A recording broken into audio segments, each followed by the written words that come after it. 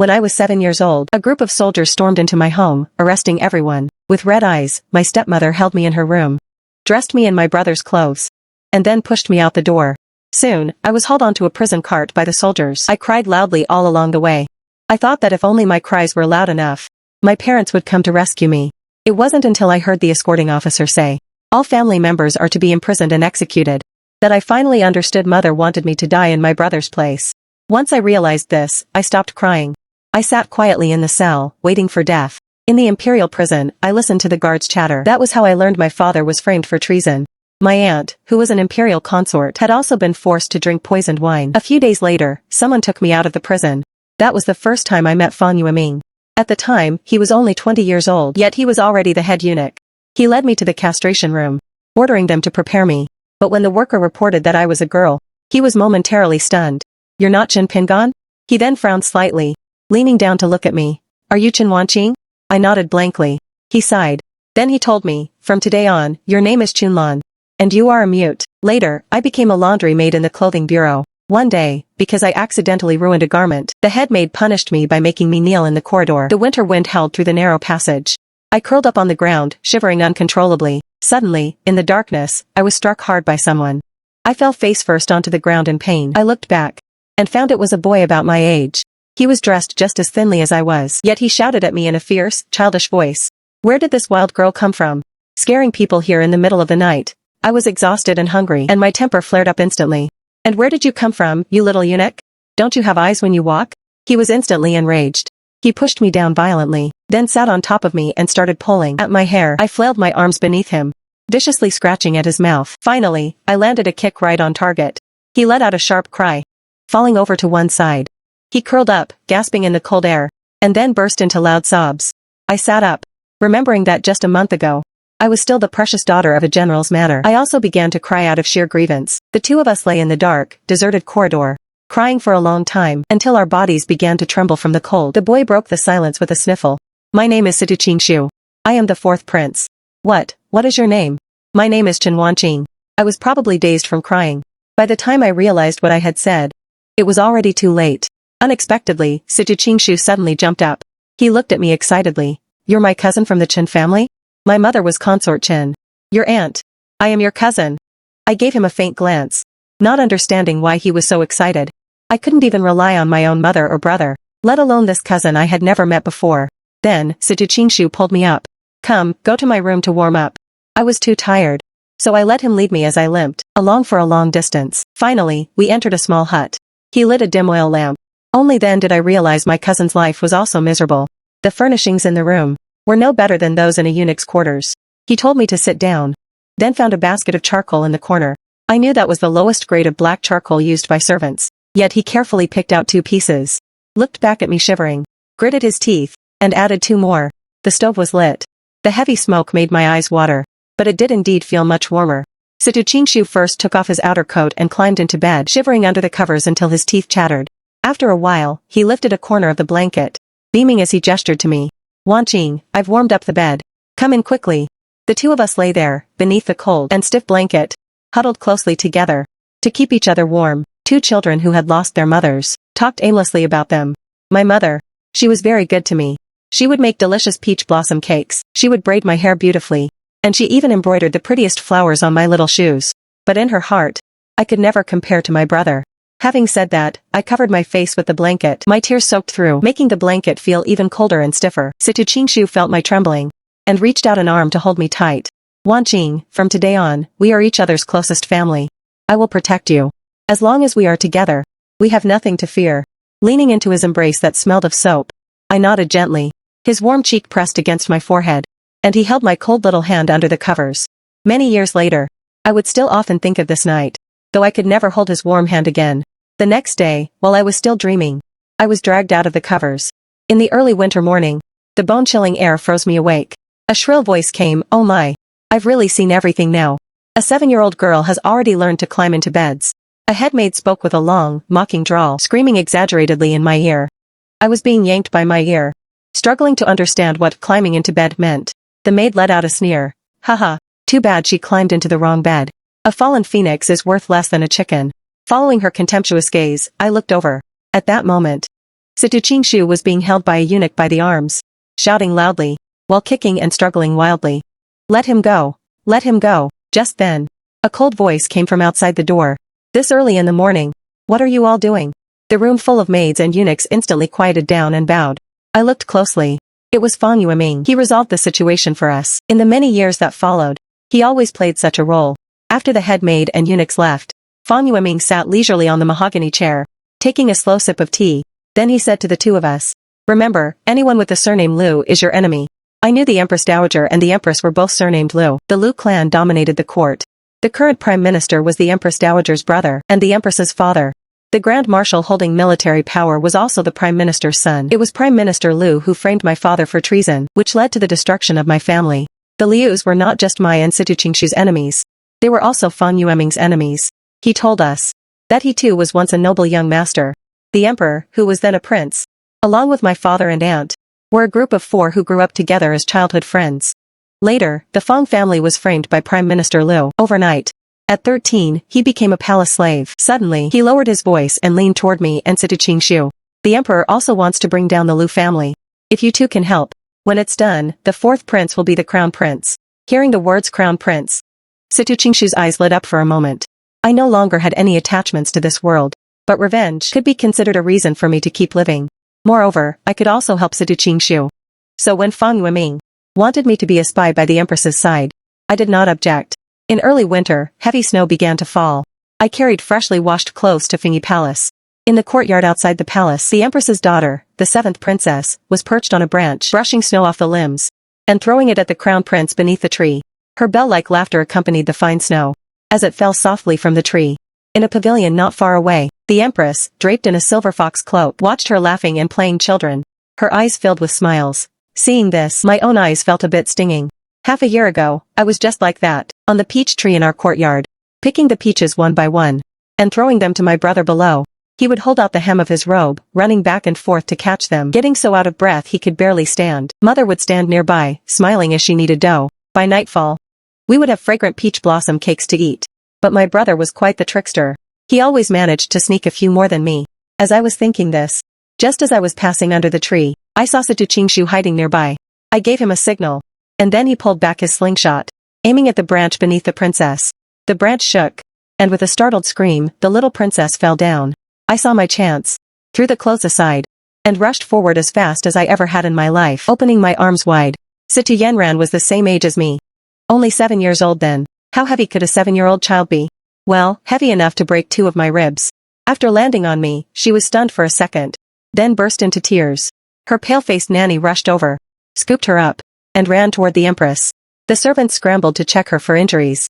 As the Empress, her voice trembling, called for the imperial physician. No one noticed I was still lying in the snow. I lay on the ground, breaking out in a cold sweat from the pain, like a fish out of water, panting helplessly on the shore. The icy wind dried my tears. I felt as if I were about to die. Just then, a fair little face appeared in my blurred vision. Those bright eyes blinked and blinked, and against the gray sky, they shone like 2 little suns. Imperial Mother, she is also hurt. Quickly, let the physician examine her too. Situ Changming's voice was very pleasant. Before I passed out from the pain, it occupied my entire consciousness. I don't have many qualities, but I have a very good memory. What others owe me, and what I owe others, I remember clearly even after 10 years. For instance, I remember Chen Pingan owes me a life, and I, in turn, owe Situ Changming a life. After my injuries healed, the Empress kept me in Fingyi Palace. Fang Yueming had forged my background, so Eunuch Su, who served the Empress, found nothing amiss. I understood why Fang Yueming wanted me to pretend to be a mute. A palace girl can be a clothes rack, or a fan, but she is anything but a person. Since I was meant to be overlooked, there was no need for me to speak. Or rather, it was better if I couldn't. Soon, the lantern festival arrived. The Empress sat at the table with her 2 children. After I placed the glutinous rice balls on the table, the Empress narrowed her almond eyes, gesturing toward me with her chin. I blinked, not understanding. Situ Yenran suddenly laughed. Chunlan is so silly. Imperial Mother wants you to test for poison. Didn't the head maid teach you? When she said this, her 2 little legs swung back and forth under the table. On her gold-embroidered tiger head shoes, 2 red pom-poms danced and fluttered on her small toes. I remembered that I once had a pair of beautiful little shoes like those. Mother had made them for me to wear for the new year. But before I could even wear them, I didn't even have a home anymore. The rice balls were delicious, but a bit hot. So hot they rolled around in my mouth for several turns. A blister soon formed inside my mouth. Seeing my comical look, Situ Yenran clapped her hands and giggled, finally collapsing into the Empress's arms laughing. Actually, she wasn't bad at all. It was just that her innocence was sometimes cruel. At night, I was making Situ Changming's bed while nursing the blister on my lip. He pulled me aside, carefully applying mint ointment to my mouth. He leaned in so close that his eyes crossed, making him look hilarious. I couldn't help but laugh. He was a kind little crown prince, courteous to all the servants. Though clearly a mischievous 9-year-old, he could act like a little adult in front of his imperial father. In fact, except for the 1st and 15th of the month, the emperor rarely visited Fingi Palace. On the night before his arrival, the usually good-tempered empress would take a ruler and force Situ Changming to study late into the night. Normally, the empress's smile was always clouded with a faint sorrow. Her eyes and smile would only light up the moment she saw the emperor. The emperor was not yet 30, tall and upright, with striking features, and his slightly pursed lips always held a trace of an indiscernible smile.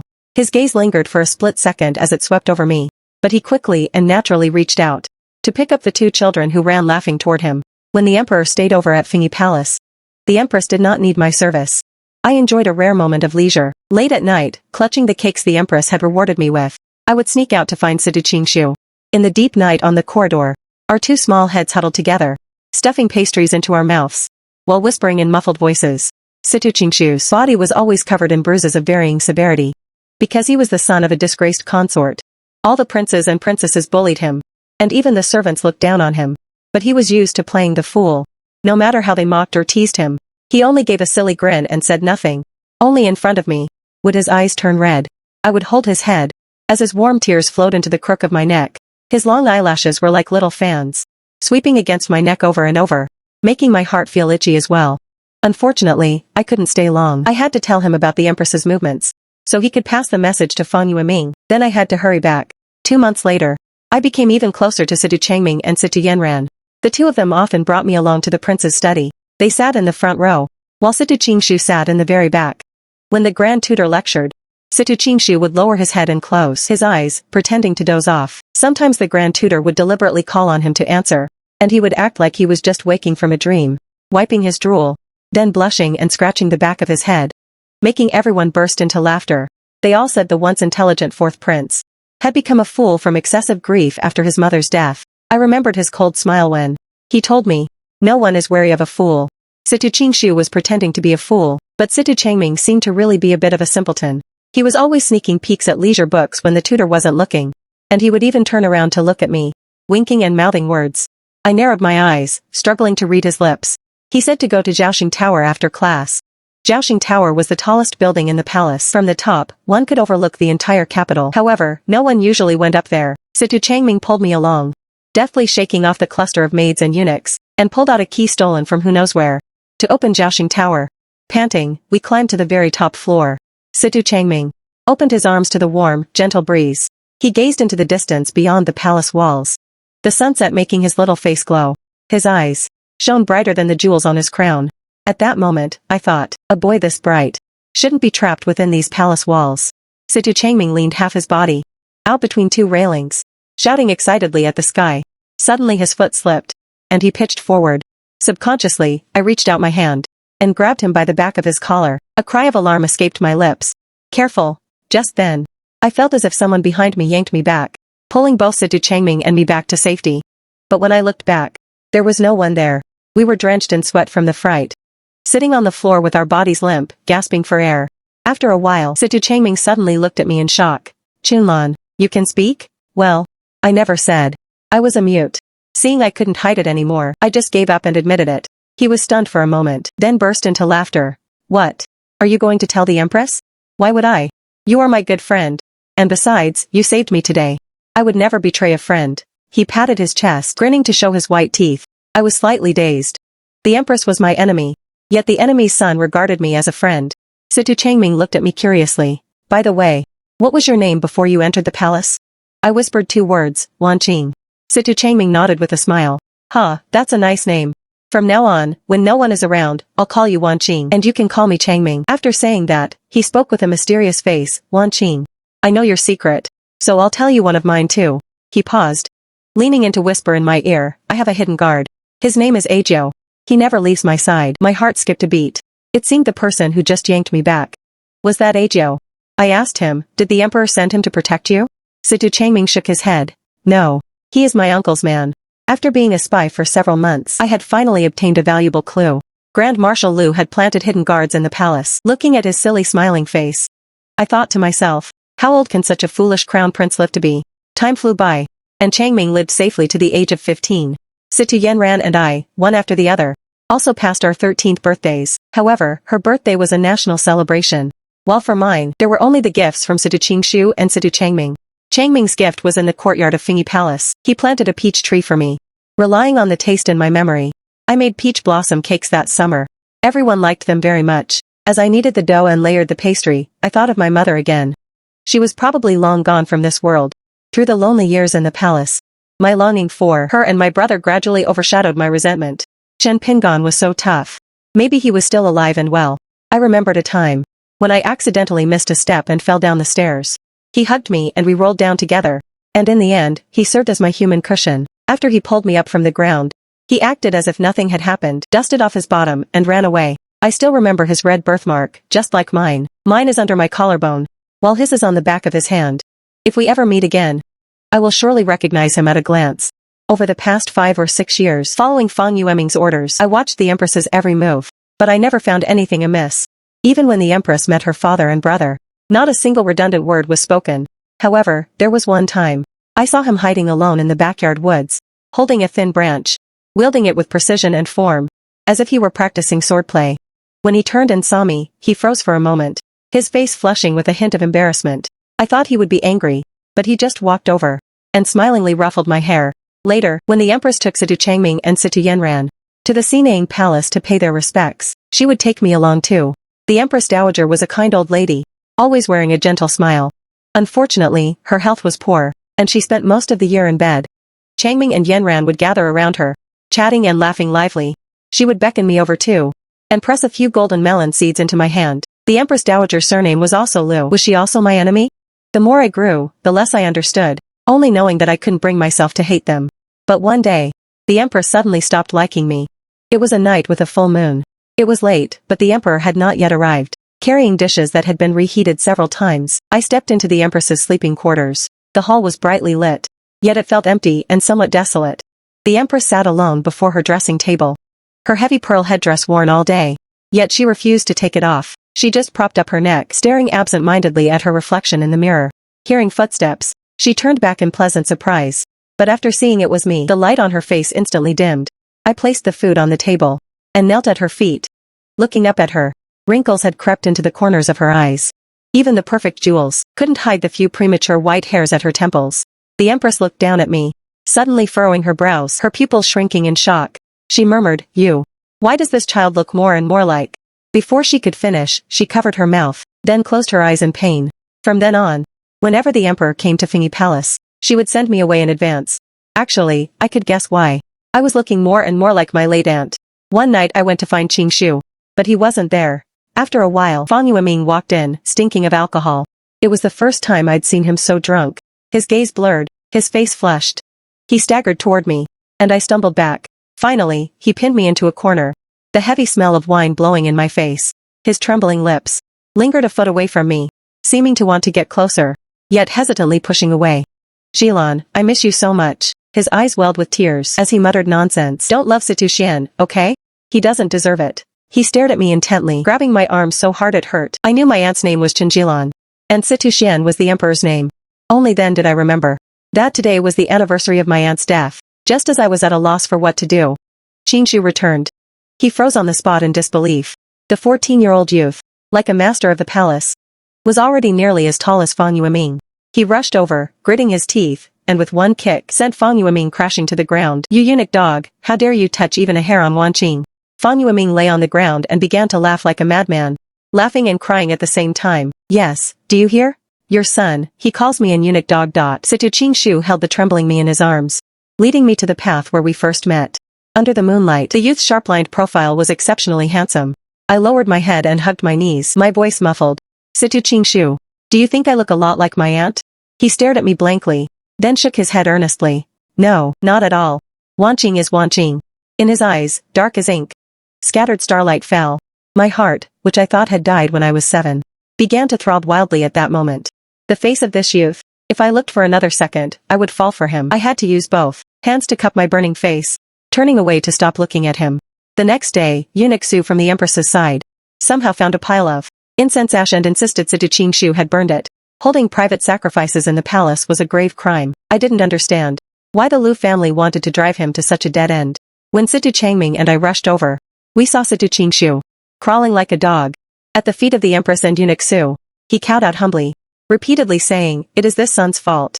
Situ Qingshu, he was also a prince, yet in front of everyone, he groveled and begged for mercy at a eunuch's feet. He clenched his jaw tight, his bloodshot eyes wide open, tears welling within. When his peripheral vision caught Situ Changming and me, the corner of his mouth twitched visibly. I knew that this undignified state was something he least wanted two people to see. One was me, and the other was Situ Changming.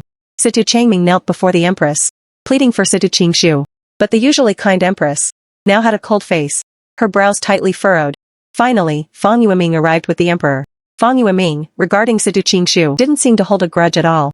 On his expressionless face, there were no traces of last night's loss of composure. The Emperor glanced at Situ Qingshu on the ground, a fleeting look of disgust in his eyes. Situ Qingshu misses his birth mother.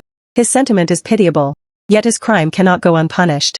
As a small warning for a great offense, he shall be confined for 3 months. Having said that, he flicked his sleeves and left. The Empress also led the others away. Only Situ Qingshu was left prostrate on the ground. His voice, saying, "Thank you, Father, for your mercy," carried far in the bleak autumn wind. It felt like a rope winding around me, choking me until I couldn't breathe. Once Situ Qingshu began his confinement, it lasted until the end of the year. Having not seen him for nearly 3 months, my heart felt empty, as if I were the only one left in the world again. At that year's New Year's Eve feast, Situ Yanran had too much to drink and held my arm, talking all night long. "Wanqing, do you have someone you like?" She leaned in with a silly grin. My heart rate accelerated uncontrollably, but I still smiled and shook my head. "Hee, I do. His name is Ajo." I was stunned.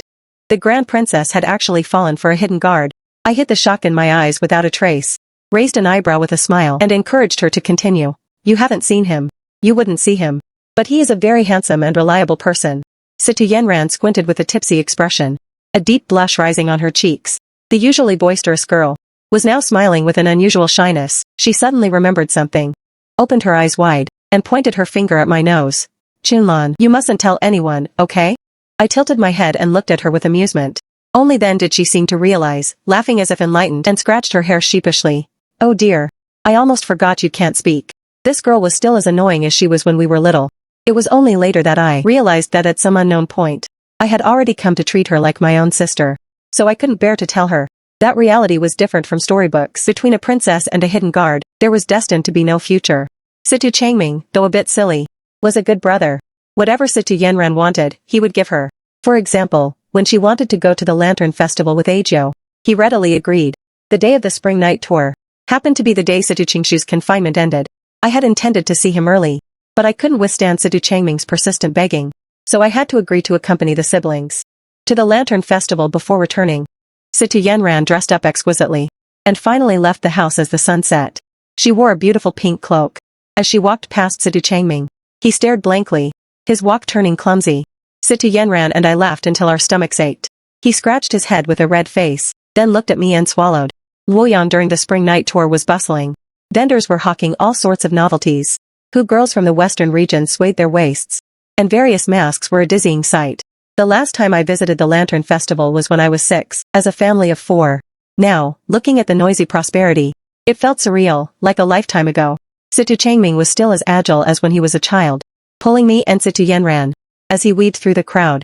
Before long, he had shaken off the maids and eunuchs following us. Panting, we turned into a narrow alley. Situ Changming snapped his fingers, and a black figure landed silently under the eaves. "Ajo, I'll leave Situ Yanran to you." Situ Changming gave his sister a knowing smile. The youth in the shadows nodded. His face was half covered, his eyes dull yet ethereal, staring blankly at the girl beside him. Situ Yanran's face turned red. She lowered her head and grabbed the youth's sleeve, heading toward the crowded throng, disappearing in a moment. Situ Changming and I chatted casually. As the crowd pushed us forward, the flow of people around us grew thicker, pressing the two of us tightly together. His gaze toward me became evasive. "Young master, why not buy a rabbit lantern for the young lady?" A vendor held up a lantern, approaching with a face full of smiles. Just as Situ Changming was about to pay, I stopped him and shook my head.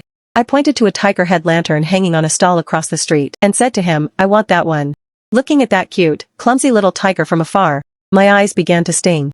I remembered the spring night tour 7 years ago. My brother and I both took a fancy to such a tiger head lantern, but in the end, the last remaining one went to him. My parents bought me 2 rabbit lanterns as compensation. But I cried and threw them on the ground, stomping them into pieces. Situ Changming turned his face to look at me in confusion. Wanqing likes the tiger head lanterns that boys play with? I kept a straight face, extending my arm rigidly, becoming as stubborn as I was when I was little. That one. He humored me. Alright, I'll buy it for you. He then pulled me through the crowded masses, through the swaying lantern light, and through 7 long years of time, finally presenting that tiger head lantern before me. When I held it in my hand, I wasn't as happy as I had imagined, because I discovered that the lantern actually wasn't expensive at all, nor was it any prettier than a rabbit lantern. I think back then, what I wanted was just more of my parents' favoritism. Now, I haven't had parents for a long time. Situ Changming sat with me at a roadside stall eating glutinous rice balls. He blew on each one to cool it before feeding it to me. Though not as delicious as those in the palace, at least they wouldn't cause blisters from the heat. Suddenly, I caught sight of a street corner not far away. A woman was there with her 2 children, kneeling there pitiably. The girl's face was sallow, and there was a straw tag stuck in her hair. For some reason, my heart felt as if it were suddenly gripped tight. I pointed at the woman and said stutteringly, Situ Changming, look, someone is selling their daughter over there. To support her son. She's going to sell her daughter. I stood up, pulling his arm in desperate haste. Let's go quickly. Quick, give her money, don't let her sell her daughter.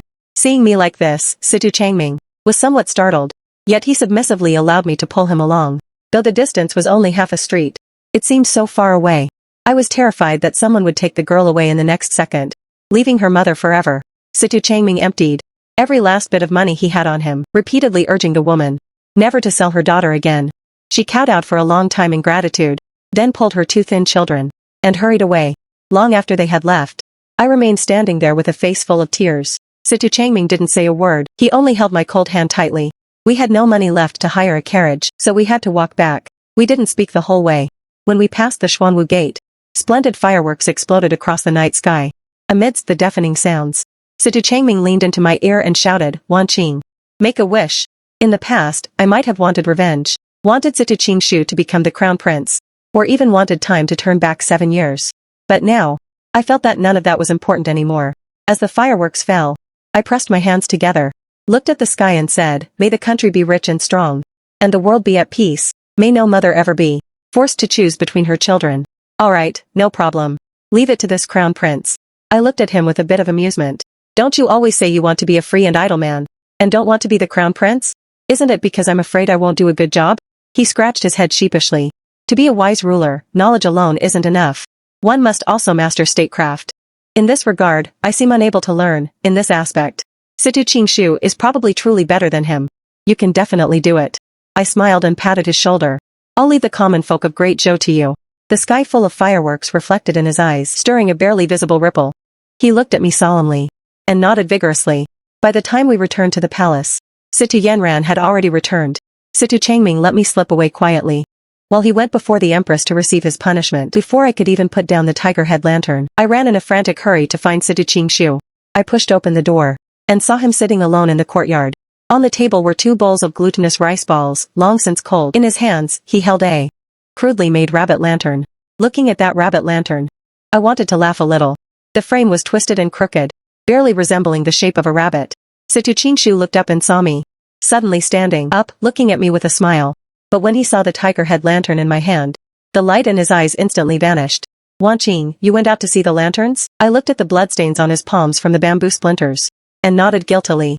Was it with Situ Changming? His eyes suddenly reddened, his fists clenching until they cracked. I opened my mouth but didn't know what to say. He looked up, took a deep breath, slammed the rabbit lantern in his hand onto the ground, and then stomped on it with force. Without a word, he turned and walked into the house, slamming the door shut.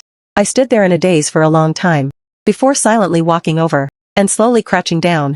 The little rabbit he had made with his own hands lay on the ground, smashed to pieces by his stomp. It looked back at me with its red eyes, a bit ridiculous yet a bit pitiable.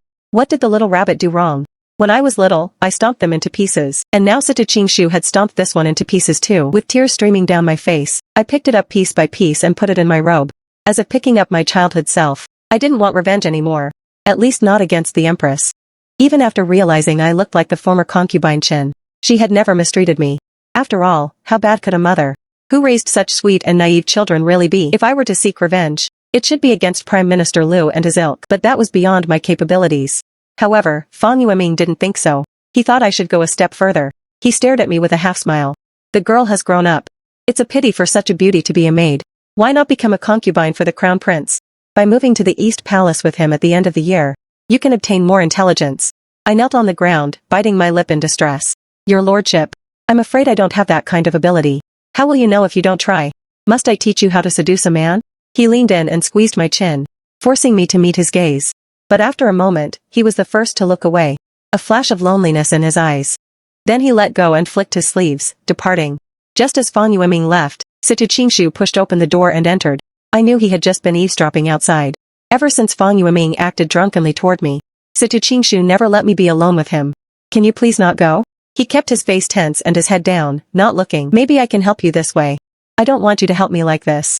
His voice was emotional, his eyes slightly red. He spread his arms and hugged me tightly. Wan Qing, I can't live without you. Situ Changming is the crown prince. He has everything. But I only have you. I beg of you. Don't go, alright? Watching his tears fall uncontrollably, I was stunned. Over all these years, though he had no dignity before outsiders, I knew that deep down, he was an extremely proud person. Such a proud second prince, was now weeping and begging me humbly. My heart ached so much I couldn't breathe. In a moment of heat, I stood on my tiptoes, held his shoulders, and pressed my lips to his. His whole body trembled violently. He froze for a moment, then reached out to clasp my waist, leaning down to return the kiss. His burning breath sent a shiver through my entire body. I could only struggle to use my last bit of reason to break free from his embrace. Walking on the path where we first met, I made a decision. I wanted to leave Fingy Palace. I didn't want to lie to the Empress and Situ Changming anymore, and even less did I want to make Situ Qingshu sad. Revenge, that was between Fan Yueming and the Emperor. I didn't want to be used as a pawn anymore. Committing more wrongs. For responsibilities I couldn't bear, I must find a way to provoke the Empress. To make her send me away. For ordinary trifles. If Situ Changming pleads for me, she surely won't punish me. So, I had to cross her absolute bottom line. One summer afternoon, the heat was enough to make one faint. Wearing a thin gauze robe, I knelt beside Situ Changming, fanning him. In the past, he never let me do such things, fearing I would get tired. But today, might be the last time I ever fan him. Situ Changming was sound asleep in his rocking chair, a book on political strategy resting on his chest. Since that night of the spring night tour, he had indeed become much more diligent over the past 6 months. Even the Grand Tutor, who was usually dissatisfied with him, praised his rapid progress. I rested my chin on my hand, watching his peaceful sleeping face, and a sudden sense of reluctance welled up in my heart. Once he marries the crown princess at the end of the year and moves to the East Palace, it will be difficult to see him again. The Empress would come every day at the third quarter of the way hour to check on Situ Changming's schoolwork. By now, she should be almost at the door. Timing it perfectly, I took a deep breath and leaned over, gently pressing a kiss onto Situ Changming's face. The Empress hates nothing more than maids seducing the crown prince, especially me, since I possess a face that bears a 70% resemblance to the woman she loathed most. But before the Empress could enter and catch us, Situ Changming unexpectedly woke up early. He rubbed his eyes groggily, touched his face, and tilted his head, smiling at me in confusion. The situation had exceeded my expectations, but I already heard the sound of the Empress approaching. I had no choice but to steel my resolve, grit my teeth, and lean in again, planting another kiss on Situ Changming's cheek. His face turned beet red instantly, and his eyes went wide with shock. He stammered as he asked, Do you like me? I didn't want to lie to him, so I could only lower my head in silence. Wan Qing, would you be willing to be my crown princess? I looked up in shock. I used to think he was just a bit naive, but now it seemed he had gone completely mad. Seeing my silence, he actually grew bolder and reached out, cupping my face as he leaned in for a sighing kiss. The moment I felt his soft lips, I wanted to slap myself in regret. There were other ways to get the Empress to expel me, so why on earth did I come up with such a terrible idea that would hurt? Situ Changming? The Empress finally burst through the door in a rage, grabbed me by the wrist, and shoved me to the ground. Her palm was raised high, but it hesitated to fall. She turned her face away, refusing to look at me, and only squeezed a single word from her throat. Go. I retreated from the room as quickly as I could. Situ Changming was still frozen in place. As I closed the door, I heard him shouting something at the top of his lungs. My heart was wrenched violently, but I walked away without looking back. At least from now on, I would never have to lie to him again. I returned to the laundry bureau. Fan Yueming knew I had been kicked out of Fingy Palace. He only offered a few simple rebukes. Instead of the explosive fury I had expected, over the years, I had come to understand his temperament. When it came to me and Situ Qingshu, his bark was always worse than his bite. In truth, I knew that I was no longer of much use to him. 7 years ago, his power couldn't even match that of eunuch Su by the empress's side. But now, more than half the eunuchs in the palace belonged to him and the emperor. Upon my return to the laundry bureau, Situ Qingshu was the most delighted. He stopped going to the academy altogether, coming to help me wash clothes every single day. He claimed he was protecting me, fearing the empress would make things difficult for me. He would spread a book across his knees and occasionally lend me a hand. I washed, he wrung out the water. We actually worked together quite well. The maids in the laundry bureau would avoid him when they saw him, pointing and whispering behind his back, but he didn't care. I swung the wooden paddle against the washboard, splashing droplets of water onto my face. While I wasn't paying attention, Situ Qingshu leaned over and quickly stole a kiss on my cheek. I turned to playfully swat him with a smile, and he just blushed, pretending to look down at his book. But my smile completely froze the moment I looked up. I saw Situ Changming standing at the entrance, staring at us blankly, like a shadow puppet with its strings cut. His arms hung limply at his sides. His face was pale and his eyes were hollow, his lips trembling slightly. There was even a large, bloody wound on his forehead. Situ Qingshu saw him too, stood up abruptly, and stepped forward to shield me. I lowered my head, my heart pounding wildly. I wanted to explain to Situ Changming, but I didn't know where to begin. Should I say I was Fan Yueming's spy? Or that I was a remnant of concubine Chen's past? Even our very first meeting had been meticulously planned. I closed my eyes in agony. When I opened them again, Situ Changming was already gone. I didn't know then that I had already lost forever the chance to apologize to him. When the end of the year arrived, Situ Changming was married. The crown princess, unsurprisingly, was surnamed Lu, the legitimate daughter of the commander, his own cousin. With the crown prince's wedding, combined with New Year's Eve and the spring night tour, the palace was festive for nearly a month. The laundry piled up into a mountain. Situ Qingshu held my hand with heartache, which was covered in chilblains. Looking at me with burning intensity, he said, "Wan Qing, just wait a little longer. When I become the crown prince, you will be the crown princess. I will definitely give you a wedding even grander than this one." I only gave a faint smile and said nothing. I never cared about such things. If Situ Qingshu really became the crown prince, what would happen to Situ Changming? I didn't dare to think about it. After Situ Changming's wedding, he moved to the East Palace. Situ Yenran, having lost her brother's company, frequently came over to talk to me. Tugging my sleeve with teary eyes, she said, "Chunlan, I can never see Ajo again." Just after the first lunar month, a decree came from Sinang Palace, specifically summoning me to serve the Empress Dowager. This was quite unexpected. I didn't think Her Majesty would still remember me.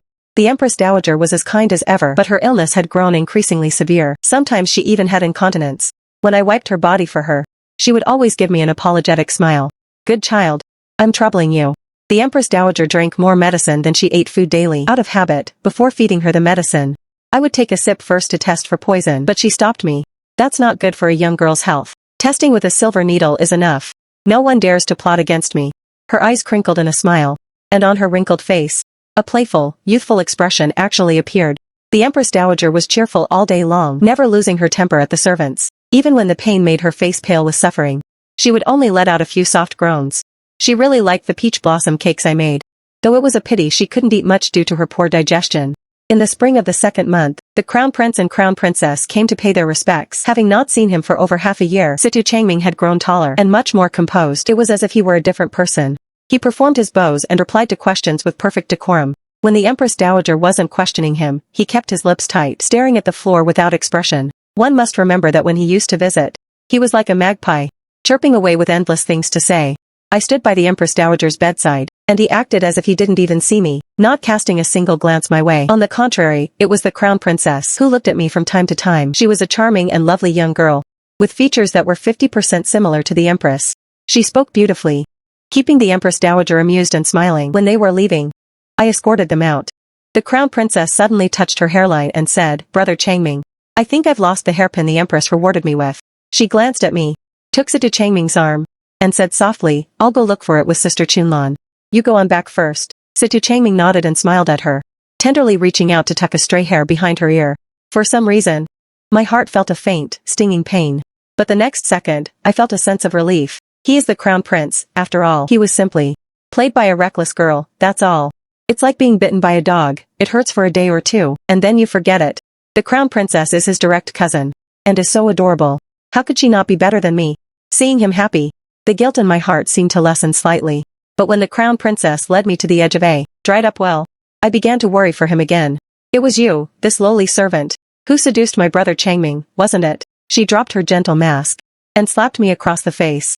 I couldn't help but laugh. The women of the Lu family are truly getting worse with each generation. Flushed with rage, she ordered the old maidservant beside her to pin my arms from behind. Then she tossed her hairpin into the well. Sister Chunlan, please trouble yourself to go down the well and retrieve my pin. She grabbed the back of my neck with force, pressing me against the well's edge. I struggled desperately, but it was to no avail. Facing the deep, dark bottom of the well, I closed my eyes. Just then, the old maidservant behind me cried out and released her grip. A dark figure descended swiftly, and a strike landed on my neck. The world went dark, and I lost consciousness. When I woke up again, I was lying in Sinang Palace. The Empress Dowager had rarely left her bed, but she sat beside me, tenderly touching my feverish forehead. Good child, don't be afraid. I was dazed with fever. In my haze, I seemed to see my mother smiling at me. As a child, only on the days I was sick did my mother belong solely to me. Even my brother had to follow my every command. I tried my best to snuggle closer to the Empress Dowager, smelling her faint fragrance. My nose stung, and tears began to flow uncontrollably. Before that summer ended, several major events occurred in the palace. First, Prime Minister Lu suddenly suffered a stroke. He didn't attend court for several consecutive months. Beneath the surface of the court, undercurrents were surging. The emperor sequentially dismissed several of the Lu family's partisans and installed his own confidants. Fang Yueming remained as stern as ever, but I could still see in his eyes a hint of joy he couldn't quite hide. Without Prime Minister Lu's interference, Situ Qingshu was finally granted a title and began to secretly cultivate ties with scholars from humble backgrounds. On the day he moved out of the palace, he held me tightly in his arms and whispered in my ear, "Wanqing, just wait a little longer, it's almost time." I clearly should have been happy for him, but my heart felt heavy. If that day really comes, what will happen to Situ Changming? What about Situ Yenran, the Empress, and the Empress Dowager? If Situ Qingshu knew that I was worrying about these enemies, he would surely be angry with me. The second event was Situ Yenran's coming-of-age ceremony. But on that very same day, the marriage decree was also issued. The husband-to-be was the most highly regarded rising star in the emperor's eyes in recent years. Despite his youth, he had achieved the highest rank in the exams. This was something the empress had pleaded for by kneeling before the emperor 3 times. It wasn't for Situ Yenran, but for Situ Changming. Now that Prime Minister Lu was ill, the once all-powerful Prime Minister's manor had to rely on the first princess to court the new elite. Situ Yenran came to find me. "Chunlan, mother says as long as I marry him, he can be used by my brother." Situ Yenran forced a smile and raised her face, blinking her eyes to keep her tears from falling. "Is it true that no matter how favored a daughter is, she is only fit to pave the way for the son?" I nodded with a bitter smile. I had known that for a very long time. She lowered her head and sighed, wiping her eyes, not saying a single word about her agio. The third event was that Prince Huai had fallen ill, and it was quite serious. Half the imperial physicians were around the Empress Dowager, and the other half went to the Lu manor. Not a single one went to Prince Huai's manor. Prince Huai was the emperor's younger brother, and the son the Empress Dowager had once loved most. Years ago, the late emperor originally wanted to name Prince Huai as crown prince, but the current emperor, then Prince Jing, had won the favor of Prime Minister Lu. The only legitimate daughter of the Lu family was determined to marry him. With the Lu family's support, he finally ascended the throne. Immediately after his coronation, he placed Prince Huai under house arrest. Because of this, there had always been a rift between him and the Empress Dowager. From the day she heard Prince Huai was gravely ill, the Empress Dowager refused to take her medicine. The emperor finally came. He took the medicine bowl from my hand and sat by the Empress Dowager's bedside. "Mother, are you throwing a tantrum with your son?" His voice was very calm. "Swear. Mother begged you to save your brother." This was the first time I had seen the Empress Dowager so humble, pleading for one son to another. This mother and son, this brotherhood, felt somewhat ridiculous. It's not the first time the third brother has faked an illness. Why must mother worry? The Empress Dowager held the emperor's hand. "In the past, mother failed you, but he is your own brother." The emperor stood up abruptly, a hint of mockery on his face. He held the medicine bowl out to the Empress Dowager. "Fine, mother. This bowl contains deadly poison. If you dare to drink it, I will immediately send imperial physicians to see him." I looked up in shock, wanting to snatch the medicine bowl away, but my body felt paralyzed, unable to move. I watched as the Empress Dowager took the poison without hesitation and drank it all in one gulp. The next second, the emperor snatched the empty bowl and smashed it on the ground. Shards of porcelain flew up and cut my face. Yet I felt no pain. He threw his head back and laughed aloud, his eyes bloodshot. "Mother, you love him that much? Mother, didn't you say that for the Lu family's honor? One must live on no matter how pathetic life becomes? Now, for him, You don't even care about the Lu family's glory and wealth? The Empress Dowager was not poisoned. She only leaned against the bedpost, trembling all over, weeping with her eyes closed. The Emperor knelt on the floor, sobbing uncontrollably. Mother, I am also your son. Why don't you say something? But the Empress Dowager only gathered her strength, pressed her lips together, and didn't speak a word. This standoff lasted for who knows how long. When I regained my senses, the Emperor had already left. I couldn't stop shaking. I crawled to the Empress Dowager's side, and hugged her legs tightly. But she acted as if nothing had happened, gently stroking my hair. Good child, I scared you, didn't I? Fang Yueming gave me the best scar cream. By the beginning of autumn, the scar on my face had faded until it was barely visible. On the day of the Mid-Autumn Festival, Situ Yenran was married off. The 10-mile red bridal procession covered the entire Imperial Road. The little girl I had grown up with was so beautiful today that I almost didn't recognize her. Situ Changming rode a horse, leading the bridal party at the very front. His head was bowed, his expression unreadable. I wondered if Ajio was there, and if he had seen his little princess at her most beautiful. I had nothing to give her, so I could only tuck a box of peach blossom cakes into her arms. She took off the amulet she had worn since childhood, and placed it in my palm. With a choked voice, she said, Junlan, when you leave the palace, you must marry the one you love. She didn't know I already had someone in my heart, but I seemed to be drifting further and further away from him. Autumn in Luoyang is very short. It felt as if all the leaves fell in a single night. When the news of Prince Huai's death reached Sinang Palace, I was carrying a bowl of freshly brewed medicine. The Empress Dowager only let out a deep sigh. After taking the bowl from my hand, she asked me to get a peach blossom cake. I turned around with the plate, only to see her snap the silver needle into 2 pieces. Her fingers forcefully crushed half of it, sprinkling it into the medicine before drinking it all. Then she spoke. Wanqing, that is your name, right? She smiled at me with narrowed eyes. The plate in my hand fell to the floor. She looked at me gently. Don't be afraid. No one knows your secret except me and the Emperor. Your aunt was a good child. And so are you. It must have been hard pretending to be mute all these years. She beckoned to me. My eyes reddened, and I threw myself into her arms. She gently stroked my head. Wanqing, do you know why the Emperor hates me so much? When he was little, I hadn't become the Empress yet.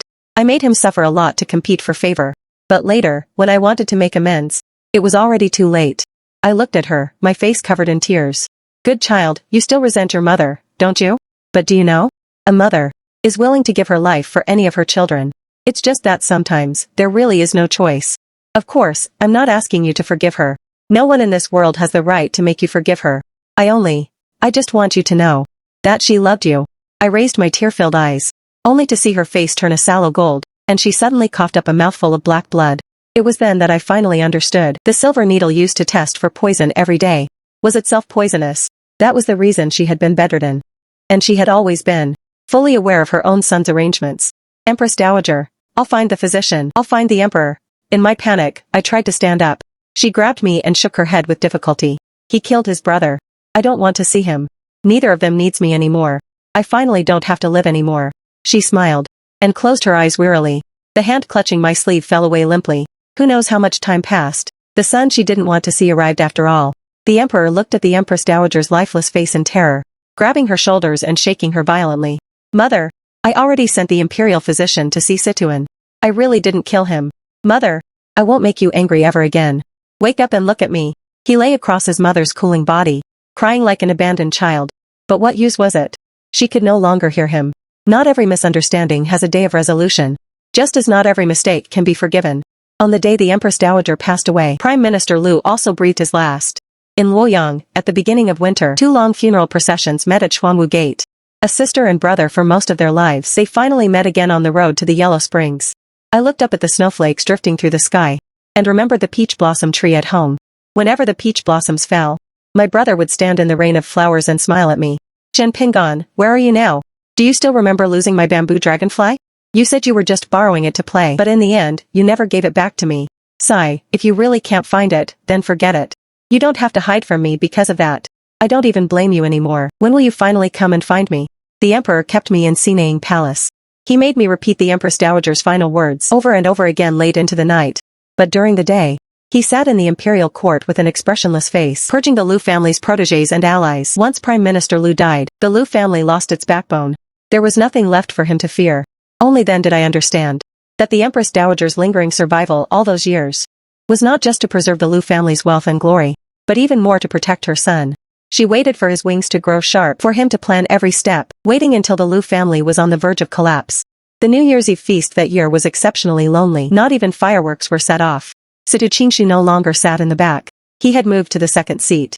On the emperor's right-hand side, from time to time, he looked over at me, with an expression on his face that I couldn't decipher. Fan Yueming stood solemnly behind the emperor, lost in thought. Anxiety suddenly spread through my heart. The hand I held the wine flagon with began to tremble slightly. After 3 rounds of drinks, the sound of clashing weapons suddenly came from outside the hall. A gust of wind violently pushed open the hall doors. A strong, cold wind carrying snow rushed into the hall. I saw dozens of imperial guards outside, besieging 3 figures dressed in black. The empress and her 2 children looked up almost simultaneously, their faces turning pale in an instant. I recognized Aegyo by those ethereal yet dull eyes. His movements were as swift as a ghost, weaving through the flash of blades. The other 2 black-clad figures had already been captured alive, only he was still stubbornly holding out. But moments later, he was outnumbered. He was gradually suppressed by the shrinking circle of guards. Blood splattered from his right arm, staining the snow a piercing red. Aegyo! Situ Yenran cried out as if losing her soul. She stood up straight, under the watchful eyes of the crowd, and before the stunned eyes of her husband. The young woman climbed over the table and ran toward the outside of the hall. She rushed into the heavy snow like a madwoman, running toward the wounded youth in black. The imperial guards, seeing her looking so frenzied, all stepped aside. She ran until her hair was disheveled, losing all the dignity of a princess, but she finally stood by his side. She snatched the blade from Aegyo's hand, and held it against her own neck. "Let him go, father. Your daughter begs you." She collapsed to her knees, screaming the same words over and over with a hoarse voice. The emperor let out a long sigh. Finally, he closed his eyes, and waved his hand. The imperial guards broke their encirclement. Aegyo did not move. "Go, quick." Situ Yenran pushed him hard. After a moment of hesitation, Aegyo turned and leaped, jumping onto the eaves, and vanished into the falling snow. Lu Tongling keeping private guards in the palace was a crime equivalent to rebellion. The first secret Situ Changming had told me, when we were young, finally made him lose everything on this day. The decrees to depose the empress and the crown prince came on the same day. The mother and son were imprisoned in the forbidden courtyard. Situ Yenran was also stripped of her title as princess, and placed under house arrest in the consort's estate. Lu Tongling was not sentenced to death. It was only exile. That was the last bit of dignity the emperor left for the Lu family. On that year's spring lantern night, there was no lantern festival. The Lu family had fallen. The family feud was avenged, but I didn't feel happy at all. Situ Qingshu, however, was in a good mood. He asked Luoan to bring me a rabbit lantern. The palace craftsmanship was so beautiful it was flawless. But I preferred the ugly rabbit he had made for me by hand that year. The emperor got drunk. He pulled my hand just like Fan Yueming used to, looking at me with teary eyes. "Jilan, I didn't mean to cause Situan's death. I didn't want you and your brother to die either. But I really had no other way." I looked at him with amusement. A man in his 30s, crying like a child before falling asleep. I struggled to withdraw my hand, which he had gripped until it was red. I walked out of the hall, and sat on the cold steps. I hugged my arms and sniffed, looking up at the moon that was just as round as when I was a child. I remembered many years ago. Mother had one arm around me, and the other around my brother, telling us stories in the courtyard. After a while, my brother's mind wandered, and he crawled on the grass to catch crickets. I lay on mother's lap alone. The way she looked at me was even gentler than the moon in the sky. "So, mother, when you sent me onto that prisoner carriage, you really had no choice either, right?" Spring arrived. The imperial garden was filled with clusters of flowers. It was as if everything that happened in winter had never occurred. The crown prince had been deposed for 3 months, but the emperor had not appointed a new one. Lu Tongling claimed to be gravely ill and had been delaying his departure for Liuzhou. The usually steady Fan Yueming was starting to get restless. He brought the matter up several times through subtle hints, but the emperor always changed the subject. It was true. Situ Qingshu was not the only older prince, but he was the only one who had a grudge against the emperor. In June, the sweltering heat made one dizzy. Lu Tongling's illness had not yet improved, but the emperor fell ill instead. Situ Qingshu finally stopped acting foolish. Like the 3rd and 4th princes, he often came to the imperial study. But no matter how exquisite his acting was, in the end, it couldn't compare to the sincere affection shown by his 2 younger brothers. When I was seeing him out of the study, he grabbed my sleeve and said in a low voice, "Father, he didn't do anything to you, did he?" I was stunned for a moment, finally understanding what he meant. Then I shook my head. He let out a sigh of relief. Lowering his voice, he whispered in my ear, "Protect yourself in 3 days." Those words chilled me from the top of my head to the soles of my feet. Just as I was about to ask further, he had already hurried away. After half a month of stifling heat, it finally turned into rolling thunder. On the afternoon of the 3rd day, amidst the dull thunder, the sounds of clashing blades and shouting faintly arrived. A little eunuch came running in, stumbling and crawling, reporting that Lu Tongling was leading the army. and was marching toward the palace. The emperor lay on the rocking chair with his eyes half closed, merely waving his hand. Calm as if he had expected it all along. Rest easy, I have already arranged for the imperial guards. They won't get through Xuanwu Gate. An hour later, the sounds of slaughter and the cries of palace staff drew closer and closer. His expression finally changed. Fang Yueming, get Fang Yueming here. He stood up abruptly from the rocking chair and paced forward irritably. The moment the door opened, a flash of bright lightning tore through the sky. The steps outside the door were covered with the corpses of palace maids and eunuchs. Fang Yueming stood outside with a sword, looking like a ghost. Her eyes were blood red. As she stepped over the corpses, approaching step by step, she shouted loudly. Lu Tongling is leading the army to storm the palace. When your servant arrived to protect the emperor, His Majesty had unfortunately already been slain by the rebels. Fang Yueming, with a blank expression, recited the script she had already written, slowly raising the sword in her hand. The emperor's eyes widened in horror, looking at his longtime confidant. With utter disbelief. Fang Yueming, after more than 20 years of friendship, you actually betrayed me? Fang Yueming let out a cold snort. Situ Xian, from the day you caused Jilan's death, there has been no friendship left between us. Another flash of lightning struck, illuminating the dim hall in a deathly white. I huddled in the corner, watching it all for my aunt whom I never met, watching how this grievance would be resolved. After the brief brightness, the hall fell into darkness again. A figure suddenly flashed in rapidly. The sound of clashing swords echoed throughout the hall. I saw a woman with disheveled clothes leap forward to block the path in front of the emperor. It was the empress. She bit her lip. Her face was sallow, but her eyes were shining brightly. The emperor softly called out, "Aro." The empress turned her head toward the emperor and smiled tenderly. Xian, don't be afraid. Those two voices held a tenderness I had never heard before. Across 20 years of time, they called to each other. They were no longer the nameless emperor and empress, but Xian and Aro. Just like Situ Qingshu and I were cousins, the closest of kin. The empress turned her wrist and raised her sword to strike at Fang Yueming. The way she swung her sword reminded me of a day many years ago, when I saw her swinging a tree branch behind the bushes. In each move and strike, the chilling light of the blade traveled rapidly through the hall. Situ Xian recovered from his moment of shock, turned back to the desk, and threw the inkstone at Fang Yueming.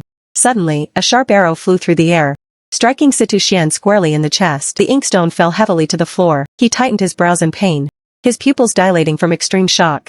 Following his line of sight, I saw Situ Qingshu standing outside the door, pulling back his bowstring from the side. The heavy rain fell like beads. The youth in the rain was soaked through.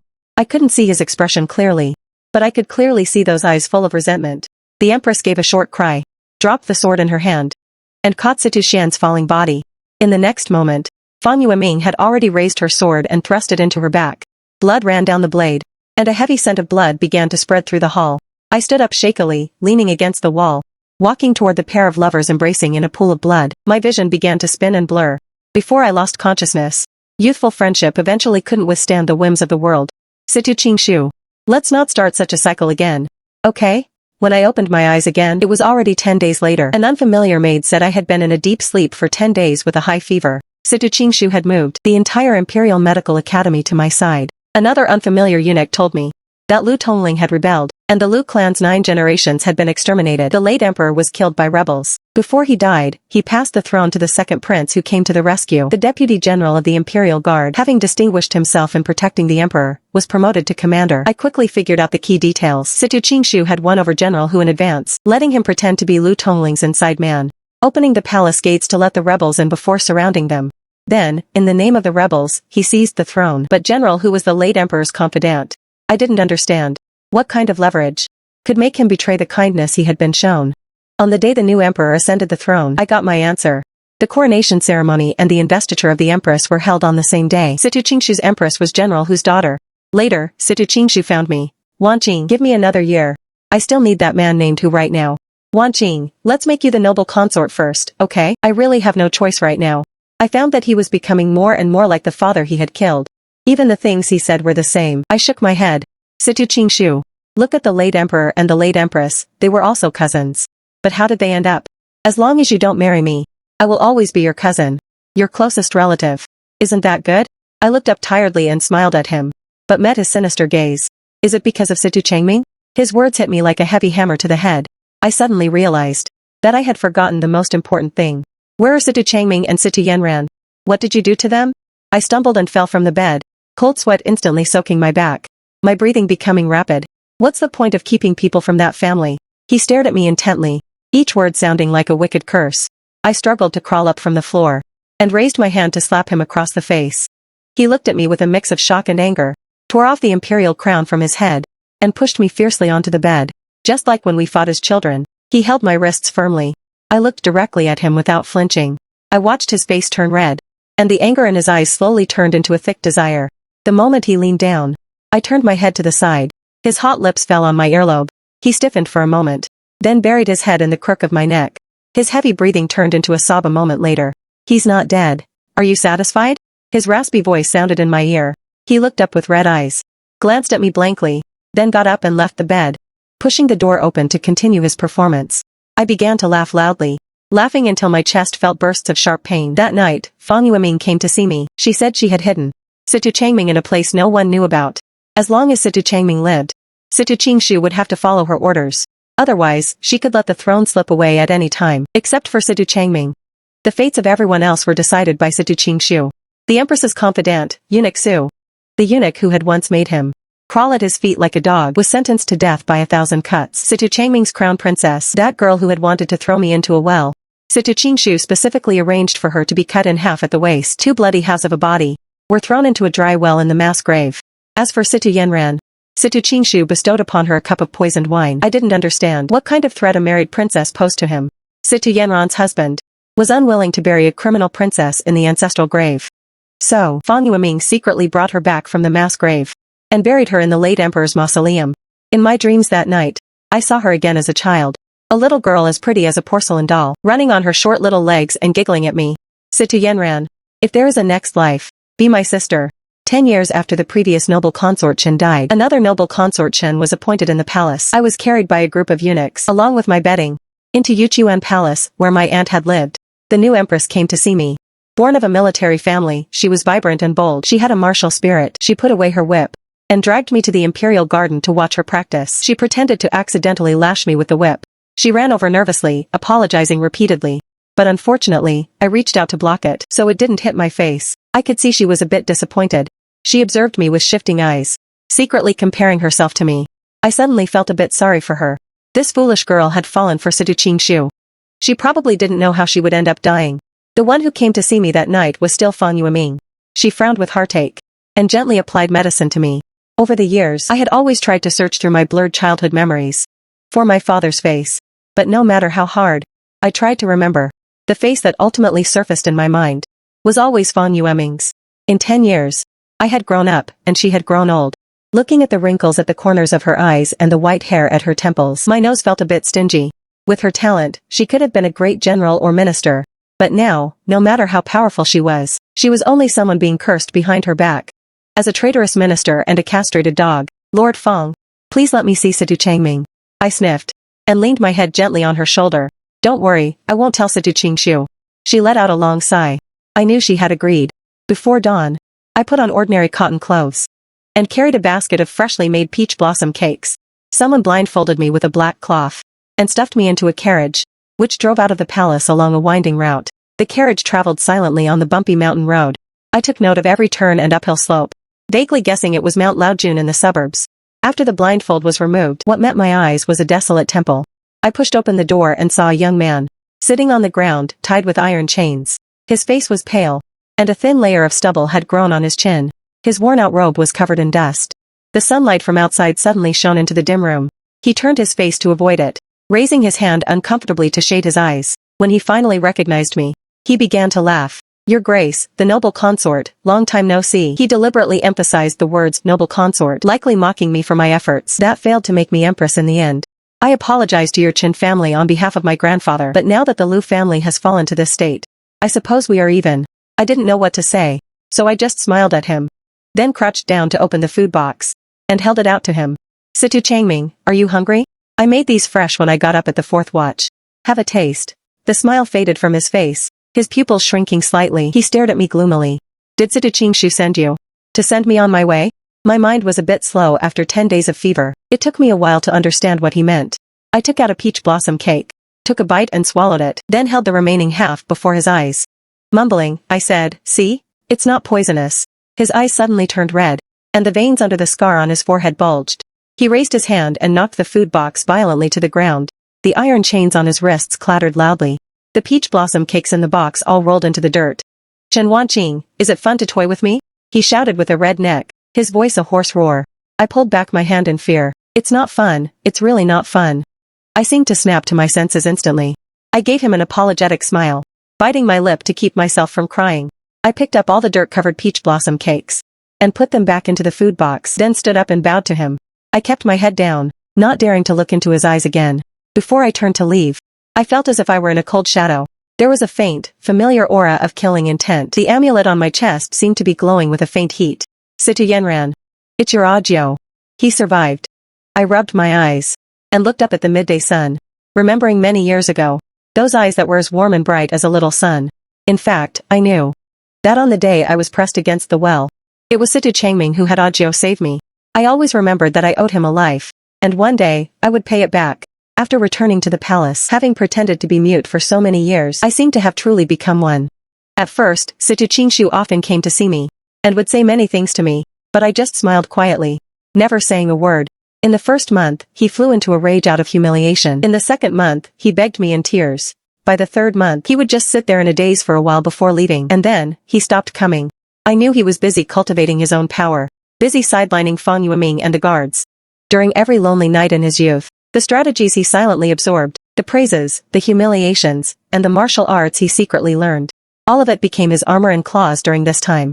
Everyone began to look differently at the second prince, who was once thought of as simple-minded and foolish. The youth who was once trampled in the mud had become a formidable emperor. The price he paid was known only to himself. Everyone advised me not to be stubborn with him. Even Fang Yueming and Empress Hu came several times to act as mediators. In truth, it's not that I couldn't understand everything he did. I was just too tired. I didn't have the strength to keep walking beside him. This palace used obsession to trap everyone inside, chasing what cannot be had, losing what was once gained. What was the point? All I wanted was a simple, peaceful life.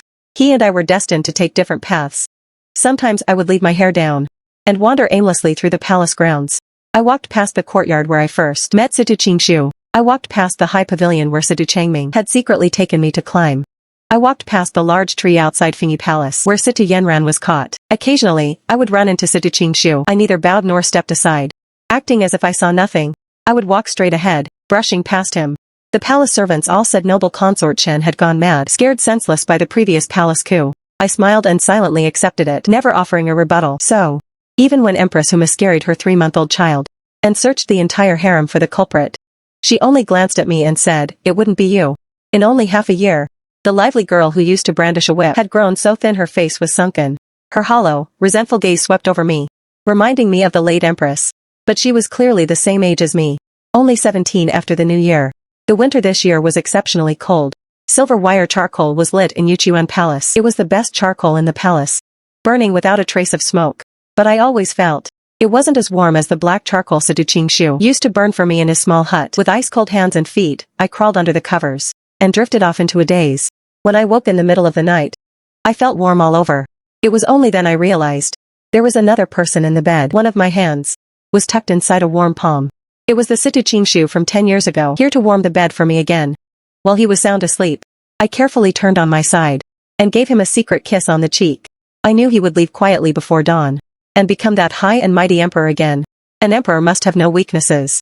Just as he once told me, no one is on guard against a fool. Then, surely no one would believe that a madwoman could be his Achilles heel. My Situ Qingshu. It must be so hard for him. But what I could do for him was really far too little. The weather gradually warmed. Reports from the border soldiers reached the capital. I heard the barbarian Khan had taken advantage of the new rain to cause trouble in the south. In the southern army, a general surnamed Li had repelled the invading enemy. There was also a brave young officer making a name for himself. I knew this General Li. He was my father's most trusted subordinate. Because he was implicated in my father's case, he had been buried in obscurity until now. If Chen Ping'an were still alive, he would surely be clamoring for General Li to take him to the front to kill enemies. Once spring began, General Li would lead his elite troops to Luoyang to receive rewards. The date was set for the 15th of the 3rd month. The atmosphere in the palace, however, became strange. It reminded me of the stifling air before that heavy rainstorm last summer. For many days, I hadn't seen Situ Qingshu or Fang Yueming. Empress Hu also locked herself in Fingyi Palace and wouldn't come out. Even the usually gossipy palace servants were as quiet as cicadas in winter. It was as if everyone was waiting in tacit silence for a storm to break. But no one expected the upheaval to come early. On the third day of the third month, the sun was lovely. I pulled out all my old things one by one, planning to set them in the courtyard to air out.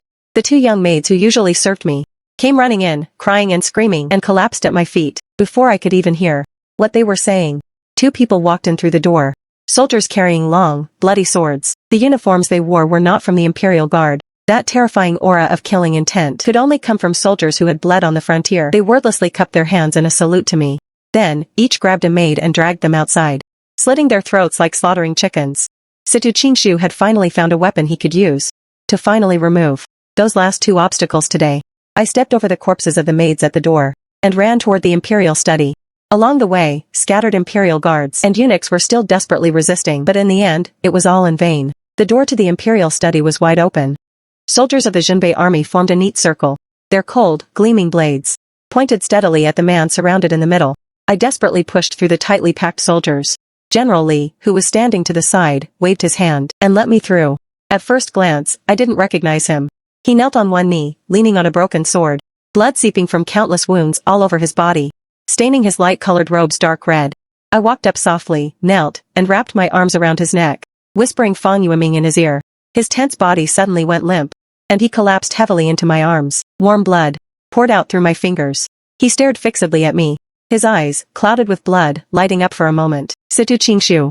He has succeeded. He managed a difficult, wry smile. The task you entrusted to me. I have finally finished it. I swallowed the sob in my throat, and said with a smile, "Thank you." He closed his eyes, satisfied. A moment later, he suddenly used what strength he had left to hook his arm around my neck, bringing his lips to my ear. With a weak voice, he said, "Go, to Situ Changming, quickly." He's going after Situ Changming. My heart began to pound wildly. A key was pressed into my hand. I quietly hid it in my sash. General Li and his soldiers carried away Fan Yueming's body. Once there was no one left around, I immediately took off my blood-stained outer robe and changed into the clothes of a maid who had fainted nearby. Hiding and dodging all the way, I ran to the back of the cold palace and crawled out through a dog hole. In the market, I used a gold hairpin to trade for a horse. Avoiding the soldiers on the street, I galloped as fast as I could toward Mount Laojun. When I reached the foot of the mountain, I fell from the horse's back and leaned against a tree, vomiting uncontrollably. Fortunately, the Jinbei army hadn't searched this far yet. There was still time. Following the route in my memory, I stumbled my way up the mountain. Finally, before my strength was completely gone, I found that temple. The temple gate was suddenly pushed open. When Situ Changming saw me, he snapped, "What are you doing here again?" Though he was grumbling and cursing, his arms steadily caught me as I collapsed from exhaustion. Panting heavily, I struggled out of his embrace, pulled out the key, and with trembling hands, unlocked the chains on his wrists and ankles. He looked at me in confusion. "Wanqing, what are you doing?" I didn't have time to explain. "Situ Changming, Fan Yueming is dead. Situ Qingshu is coming to kill you. Put on my clothes and leave immediately." In a frantic rush, I stripped off my outer robe and skirt, reaching out to pull at his collar. "We leave together." He grabbed my wrist, his face flushing red. His normally gloomy eyes were suddenly terrifyingly bright. There was no time, I was sweating with anxiety. I shouted loudly, "Ah Jiao, come out." A young man dressed in gray leapt down from the rafters. He wasn't masked. He was lean and handsome, but those indifferent, emotionless eyes allowed me to recognize him instantly. I shot him a meaningful look. He understood immediately and knocked Situ Changming unconscious with a swift strike. The two of us hurriedly stripped his clothes and clumsily dressed him in my skirt and robe. Ajio hoisted him onto his shoulder. I took off the amulet around my neck and pressed it into Ajio's hand. "Ajio, this belonged to Situ Yenran. You should keep it." His eyes turned red in an instant.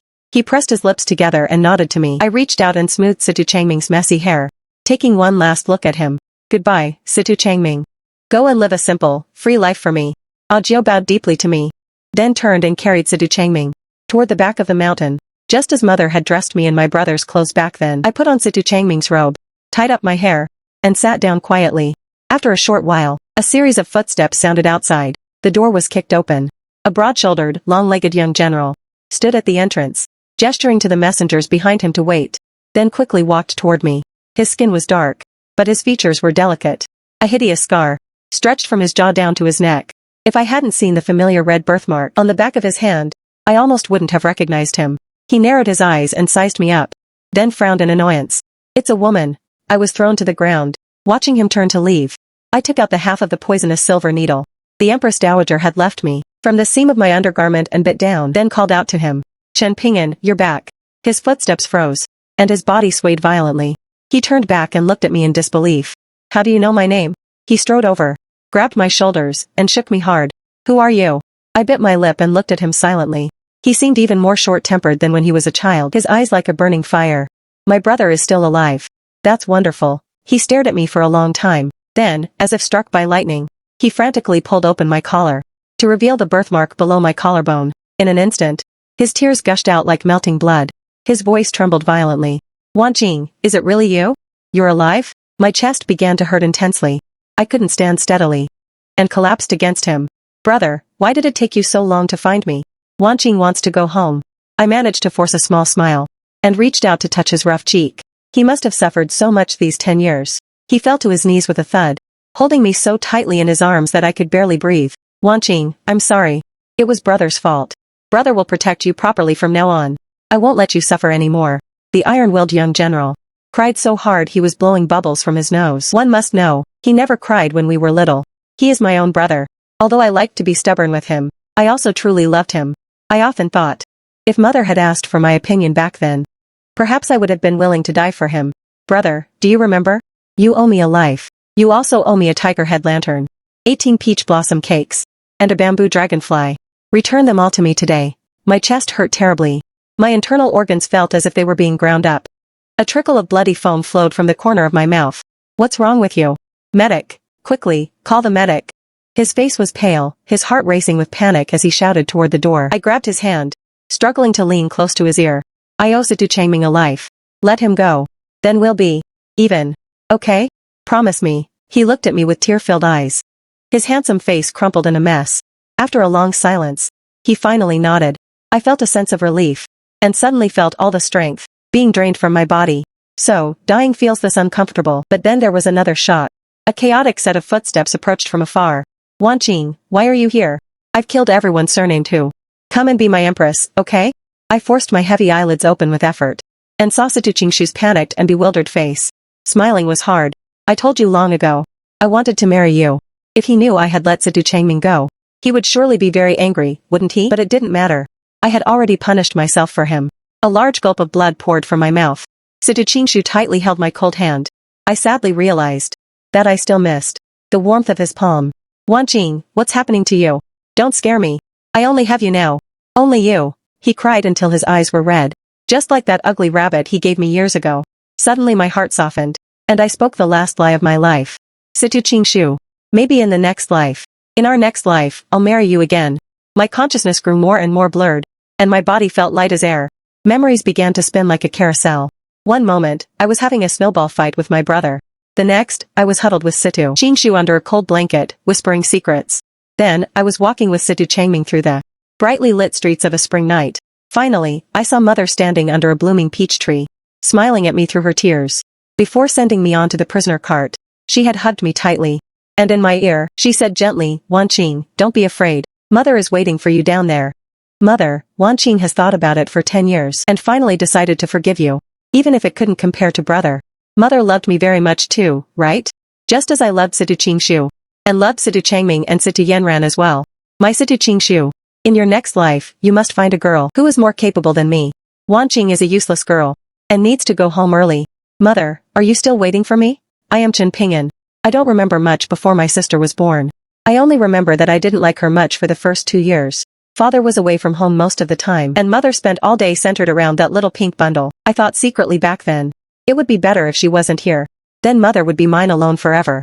But, when she grabbed my hand with her chubby little one, the softest part of my heart seemed to be struck instantly. The little pink bundle was actually quite cute. Once she learned to walk, she spent all day like a little duck, with her 2 short little legs, waddling along behind me. Brother, I took her to fly kites and have snowball fights. Seeing her rosy little face, standing under the peach blossom tree, I suddenly felt that having a sister was actually pretty good. But as she grew older, she began to get annoying. She always liked to fight me for things. She often complained that our parents favored me, but I didn't feel that way at all. On the contrary, I often heard adults talk about how men were superior to women. I felt more and more that she was being unreasonable. Clearly, I was the only heir of the Marquis mansion, while she was just a girl who would get married off sooner or later. What right did she have to compete with me? so I began to deliberately go against her. Sometimes when I bullied her too much, she would run away crying. But early the next morning, she would still come with eyes swollen from crying, to wake me up. Looking at her red eyes, a sudden sting hit my heart. The pain made me wake up instantly. Forget superiority. All I knew was that I loved her. She was my sister. The girl I should protect with my life. But by the time I realized it, it was already too late. I will always remember that autumn afternoon when I was 9. A group of government soldiers burst into my home. My sister was nowhere to be found. Mother frantically dressed me in my sister's clothes. The clothes were too small, restricting my arms so I couldn't stretch. I asked, "Where's Wanqing?" Mother told me with red eyes, "Ping'an. Wanqing traded her life for yours. You must live well." I looked down at the skirt I was wearing. It still carried my sister's scent. I was dazed for a moment. The soldiers kicked open the courtyard gate. Mother drew the short sword hanging on the wall and pushed me out of the room with force. I saw a splash of blood on the window screen. Then, 2 soldiers dragged Mother's body out. Her unclosed eyes seemed to still be looking at me. On the way to the Jiafangxi, someone secretly rescued me and took me into the Jinbei army. Only then did I realize I no longer had a home. My parents and sister were all dead. I was the only one left in this world. I lived under an assumed name. I served as a lowly soldier under General Li. 10 years of snow on the battlefields felt as though they would never end. I lost count of the times I escaped death, covered in wounds. During the most grueling moments, I always remembered that my life was given to me by Wanqing. No matter how hard it was, I had to survive, waiting for the day I could have my revenge. Finally, on an early autumn morning, news arrived from Luoyang. My cousin Situ Qingshu had ascended the throne, and the Chen family's name was finally cleared. We received a secret decree from Situ Qingshu. General Li was my father's most loyal subordinate, and one of the few men he could trust. After driving back the northern invaders, we finally had a reason to march on Luoyang. In the 3rd month of spring, within the gentle, warm breeze, there was a misplaced scent of blood. I never expected to see Wanqing again in such a way. When that familiar birthmark below her collarbone caught my eye, an overwhelming wave of grief and joy instantly shattered my reason. My Wanqing, she was still alive. 10 years of time had transformed her into a beautiful young woman. It made me realize how much I owed her. Fate had been kind to me, returning Wanqing to my side. I told myself in my heart that I owed her a life, and I would spend the rest of mine repaying it. But in the next moment, she collapsed into my arms, her face pale as death. She listed everything I owed her from when we were kids. The little girl had such a good memory. I had forgotten all those trivial matters, but she remembered them all so clearly. Blood trickled from her mouth as she begged me to let Situ Changming go. Just as she had traded her life for mine as a child, she was now trading it for another man. I agreed. It was what I owed her. I watched helplessly as she died in my arms. After 10 years apart, she gave me not even a moment to make amends. To find only to lose again. To have the jade ring but no one to wear it. No sorrow in this world is greater than this. A subordinate reported that a suspicious man at Xuanda Gate was carrying a girl dressed like a man out of the city. I waved my hand and let them go. I followed Situ Qingshu along the road strewn with corpses. In the room where she had lived, I opened a small box. Inside was a crudely made rabbit lamp. It bore traces of glue and tape, as if it had been shattered, and then painstakingly pieced back together. Situ Qingshu held the rabbit and wailed loudly. I sat outside the door and waited for him all night. The grief in the wind was enough to break one's heart. At the break of dawn, he finally emerged. His face was like ash, his beard unkempt, and he didn't say a word for 3 whole days. I took Wanqing home. In the courtyard where we lived as children, I buried her alongside our parents. I planted a new peach blossom tree by her grave. I left a tiger head lamp, a bamboo dragonfly, and 18 peach blossom cakes. Situ Qingshu personally returned everything that was owed, and compensated me for everything. General Li became the commander, while I became the youngest great general, with the right to enter the palace freely, when no one else was around. Situ Qingshu would call me Big Brother. In Wanqing's place, I became his closest kin. 10 years ago, I followed tradition, marrying and having children. But he spent his time searching for girls who resembled Wanqing. One day, I went to the imperial study to report military affairs. A concubine pushed open the door and left, weeping. I saw Situ Qingshu sitting dejectedly in the middle of the empty hall. He murmured with hollow eyes. "They're not like her. Not at all. Wanqing is Wanqing." I had no words to comfort him. Had I myself ever spent a single day without missing her? Situ Qingshu was not even 30. Yet his spirit was already withered, his hair turning gray. He was often dazed and lost. He didn't even attend the palace examination for the top 3 scholars. This year's top scholar was named Qingwan. Before officially taking office, he entered the imperial study to have an audience with the emperor. I stood beside Situ Qingshu and watched the handsome young scholar stride in with his head held high. His bearing was certainly not that of a commoner. He stopped at a distance and bowed. But he did not kneel. His dark eyes stared straight at Situ Qingshu. In a deep voice, he said, Situ Qingshu. It's been a long time. Situ Qingshu's clouded eyes suddenly lit up with a terrifying intensity. He stood up abruptly from behind his desk. And leaned forward. Situ Changming. It's you. You dare to return? Aren't you afraid I'll kill you? The man below the steps curled his lips into a smile. Situ Qingshu. It's been 10 years. Have you made no progress at all? Do you still only know how to kill? Rest assured, I have no interest in your throne. He shook his head and sighed bitterly. I promised Wan Qing that I would make Dazhou a prosperous and strong nation. You aren't doing a good enough job. I'm here to help you. This was the man Wan Qing gave her life for. Situ Changming took the name Qingwan and rose step by step to become the prime minister. Yet he never married. For 20 years, Dazhou enjoyed peace and prosperity. In the 10th year of Xuanhe, Situ Qingshu passed away, and a new emperor ascended the throne. One day in March, Situ Changming came to my estate to find me. He said to me, Brother Chen, it's time for us to leave. I understood in my heart. The way the new emperor looked at us was already full of wariness. It was time to retire while we were ahead. So Situ Changming and I resigned and returned to our hometown. I brought him to the courtyard where Wan Qing was buried. The peach blossom tree I planted by her grave back then was now tall and broad like a canopy, its blossoms like clouds. He smiled as he touched her tombstone. His voice as gentle as the March spring breeze. Wan Qing, I have finished everything you asked of me. 3 years later, he died under that tree. I buried him by Wan Qing's side. Many more years passed. And I too finally grew old and dim-sighted. Amidst the drifting peach blossom rain, I seemed to see the 7-year-old Wan Qing standing under the tree, smiling at me. I transformed back into my 9-year-old self and reached out my hand to her. In the spring breeze of another year, I finally held her in my arms once more.